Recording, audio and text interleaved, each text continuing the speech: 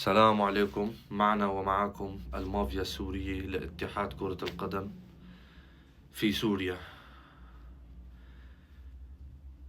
حقيقة والله العظيم أنا بقوله، والله مو لو يسقط أبو كلسون، لو يسقط مين ما بدكم، مش رح يتغير الحال كرة القدم في سوريا إلا تطبيق العدالة. كيف؟ هلا بتعرف هذا الخنزير اللي شايفه اللي اسمه فراس مصطفى، هذا الشبيح صديق ماهر الأسد، ما بعرف رايح مصور صورة مدري وين بسويسرا ولا مدري وين، على اساس شوفوني انا مسؤول وكذا وكذا وكذا، عندي خبرات دولية وعندي كذا وعندي كذا. حاطين طابة كاس العالم جنبه، وهون مدري شو ماسك بايده، وكاتبين خط طويل عريض ما بعرف شو هو هذا المنشور. كاتبين شو؟ اقروها. ما انا ما بفهم، انا ما فهمت شي منه ابدا. المهم رح نجي على النقطة المهمة. لما بيجيك واحد مثل هذا خلونا شوي بس، هذا صعلوك بيستلم اتحاد، بيعدلوا له الدستور، وبيجيب معه هذا الدب وفتح الله. ساعتها انسى شيء اسمه كرة القدم، انسى اي شيء اسمه كرة القدم. الكرة ماتت والبقاء لله بس، فقط لا غير. خلال فترة قريبة نحن نستفيد من التجربة الأردنية بحكم الجوار وبحكم المذكرات اللي رح تتوقع بيناتنا في مجال الرياضة ومجال الشباب. يا سبحان الله، الله يا أسطورة، الله يا جوهرة. قسما بالله خليت الأوروغواي ترجف رجف، خليت البرازيل ترجف رجف، خليتهم يرتعبوا، خليتهم يعيشوا بخوف وقلق.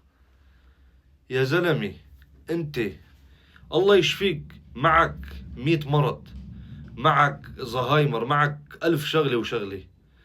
روح اقعد ببيتك، الله يشفيك. ليش عم تستلم منصب مو قده انت؟ اللي بده يحط رجله بهالمكان بده يعرف وين عم بفوت.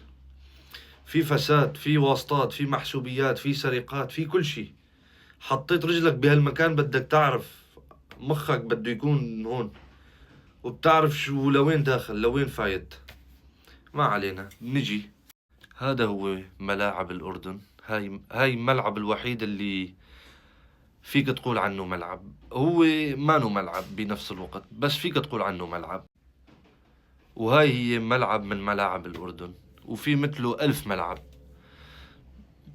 اللاعب الأردني بنفسه موسى التعمري اشتكى من الملاعب انه ما في عنا ملاعب.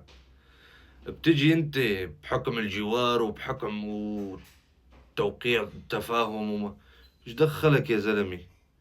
مخك هون انت شي؟ الجماعة ما عندهم حتى هن كرة القدم، حتى هن عندهم واسطات وعندهم محسوبيات وعندهم شغلات وعملات مثلنا. بس هن بحالة وحدة نجحوا، جابوا مدرب ما تدخلوا بشغله، ما فرضوا عليه أسماء، ما فرضوا عليه ميداني خرياني عرياني، ما فرضوا عليه لاعبين ما بيعرفوا يعطوا باص صح، كرة ما بيعرفوا يشتتوا، ما بيعرفوا تمريرة وحدة صح، ما بيعرفوا يعطوا. وفهمك كفاية. لما بيكون عندك هذا لاعب سريع مهاري، بيسجل من وين ما بدك، بيلعب بدوري مش هذاك الدوري بس، بيلعب بمكان أفضل من الدوري المحلي، ما بتستدعي. سبحان الله، سبحانك يا ربي. هذا الختيار العجوز وكتير مثله عجايز بتستدعوه. ليش؟ لأنه عنده واسطة. سبحانك يا الله. بعدين بيحكي لك عن التطور. روح العنا يا زلمي. وبتتواصلوا مع أبواقهم الإعلامية مشان يشوهوا سمعة لاعب ولا سمعة حدا. مبدئيا من حق أي لاعب يطلب مصاري، مثل ما المغرب عم تعطي مصاري للاعبين اللي عندهم مزدوجين الجنسية، اللي عندهم جنسيات مزدوجة. نيجيريا عم تعمل نفس الحكي، سنغال نفس الحكي. ايش معنى انت ما بدك تعطي مصاري؟ ليش خيو بدك تحطه بجيوبك؟ اتركنا من هذا ونجي. 1 2 3 4 5 6. شايف كل هاللاعبين بيتمناهم الإمارات، بيتمناهم قطر اللي عم يدفعوا مليارات لحتى يطوروا منتخباتهم، بينما انت تارك كل هدول داير ورا لاعبين الواسطات والمحسوبيات. سبحانك يا الله. بعدين بيحكي لك تطور وما عم تزبط و يا زلمة، حدا عنده كل هاللعيبة بيجيب خرياني عرياني والشامي وهداك وهداك، بيجيب شوية عرة، شوية ما بعرف شو بدي احكي. وبالنهاية والله والله والله ما بتزبط كرة القدم، ما بتزبط كرة القدم بسوريا بوجود هدول الشخصيات وبوجود صلبطة. أي واحد حمار معبى ببنطرونه بيجي بيستلم اتحاد كامل، اتحاد كامل كرة قدم كامل بيمثل دولة، بيجي بيتصلبط عليه وهو ما بيفهم شي فيها.